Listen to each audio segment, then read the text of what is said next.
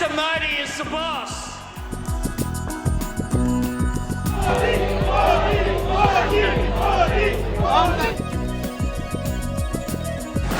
भारत की सनातन संस्कृति, भारत की विरासत और भारत की परंपराएं विश्व पटल पर भारत की असल पहचान है। तभी तो देश के प्रधानमंत्री जब कभी देश से बाहर कदम रखते हैं, विदेशी दौरे पर होते हैं, अपनी इसी पहचान के साथ दुनिया के सामने भारत को रखते हैं।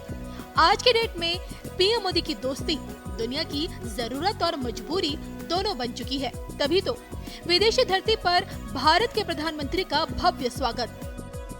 आपदा में भारत को याद करना और शक्तिशाली देशों के बीच भारत की बात को स्वीकारना, इस बात का संकेत है कि अब दुनिया का बॉस कोई और नहीं बल्कि पीएम मोदी है। Prime Minister Modi is the boss. आज दुनिया पीएम मोदी को विश्व गुरु के तौर पर देखती है और इसकी झलक पीएम मोदी के हाल ही के विदेशी दौरे में दिखी है। अपने 3 देशों के दौरे पर पीएम मोदी 13 प्रधानमंत्री, 9 राष्ट्रपति, कलाकारों से लेकर बड़े बड़े कारोबारियों से मिले। इन सब के बीच पपुआ न्यू गिनी के पीएम का प्रधानमंत्री मोदी जी के पैर छूकर आशीर्वाद लेना, अपने मुल्क के सर्वोच्च सम्मान से सम्मानित करना, ये दर्शाता है कि धर्म उत्थान के दौर में पीएम मोदी की कोशिशें रंग ला रही है। दुनिया भारत की सनातन संस्कृति से जुड़ रही है और लोगों को पीएम मोदी में विश्व गुरु नजर आ रहा है। विदेशी दौरे से लौटे पीएम मोदी ने देश की सनातन संस्कृति को लेकर विदेशी धरती में जो कुछ भी हो रहा है उसको लेकर क्या कुछ कहा, आप भी सुनिए। मैं तो दुनिया में जाकर के सिर्फ आपके पराक्रमों के गीत गाता हूं।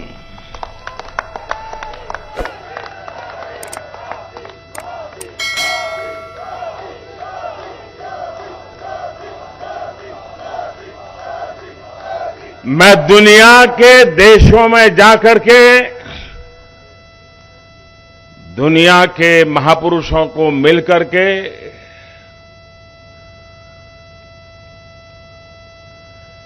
हिंदुस्तान के सामर्थ्य की बात करता हूं, हिंदुस्तान की युवा पीढ़ी की टैलेंट की चर्चा करता हूं और अवसर मिलने पर भारत कैसे खिल उठता है, भारत के नौजवान कैसा पराक्रम करके दिखाते हैं, ये बात मैं दुनिया में जाकर के बताता हूं।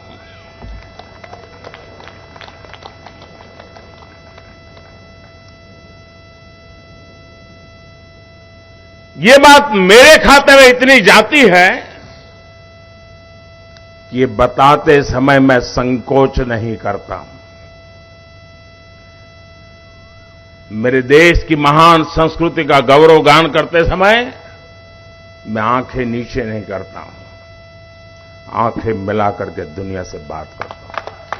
40 से अधिक महत्वपूर्ण लोगों के साथ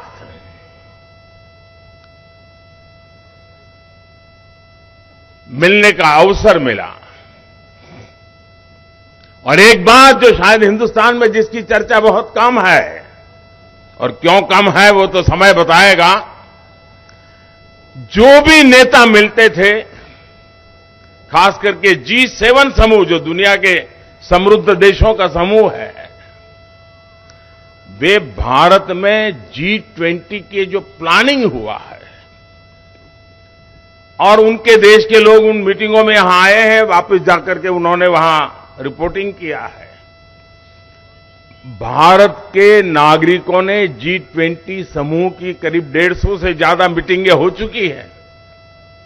100 से अधिक हिंदुस्तान के अलग अलग कोने में मीटिंगें हुई हैं और दुनिया के 40-45 देशों के प्रतिनिधि उसमें आए हैं और उन्होंने जाकर के वहां जो बताया है, भारत के लोगों ने जिस प्रकार से उनका सम्मान किया, स्वागत किया, ये जो वहां बताया है, उसका इतना प्रभाव उन लोगों के मन पे है कि भारत की इस ताकत की पहचान हमें G20 समूहों की मीटिंग में गए हुए हमारे प्रतिनिधियों के माध्यम से मिली है। हम बहुत अभिभूत है। कौन हिंदुस्तानी होगा जिसको गर्व नहीं होगा दोस्तों। हिरोशिमा की धरती, जहां पर मानव संहार का भयानक घटना घटी थी, उस हिरोशिमा की धरती पर जब पूज्य बापू की प्रतिमा लगती है, शांति का विश्व को संदेश बड़े गर्व के साथ हम पहुंचा पाते हैं। जी, मेरे लिए गर्व की बात होती है कि जापान के प्रधानमंत्री जब भारत आए थे, तो मैंने बोधि वृक्ष का एक सैंपल उनको दिया था और उन्होंने बड़े गर्व के साथ मुझे बताया कि मोदी जी, जब मैं भारत आया था, आपने मुझे जो बोधि वृक्ष का पौधा दिया था, वो मैंने हिरोशिमा में, जहां ये बड़ा मानव संहार हुआ था, उस बोधि वृक्ष का पौधा वहां लगाया है और करुणा का, भारत का संदेश आने वाली पीढ़ियों को मिलता रहे, इसके लिए मैंने ये सोचा हुआ है। देखिए कितना गर्व हो रहा है। भाइयों बहनों, दुनिया की, हम भारत के लोग कभी कभी ये गौरव का जिक्र करना भूल जाते हैं। हम वो देश हैं जो दुनिया की सबसे पुरानी भाषा, मानव इतिहास की सबसे पुरानी भाषा तमिल भाषा, ये हमारी अपनी भाषा है, हर हिंदुस्तानी की भाषा है, ये दुनिया की सबसे पुरानी भाषा होने का गर्व है।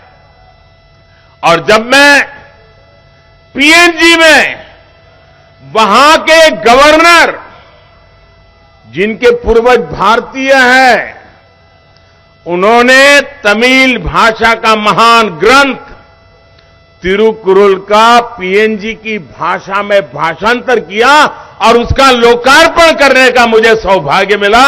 आप कल्पना कर सकते हैं कि हिंदुस्तान की इस महान विरासत को आज दुनिया कैसे पूजने लगी है।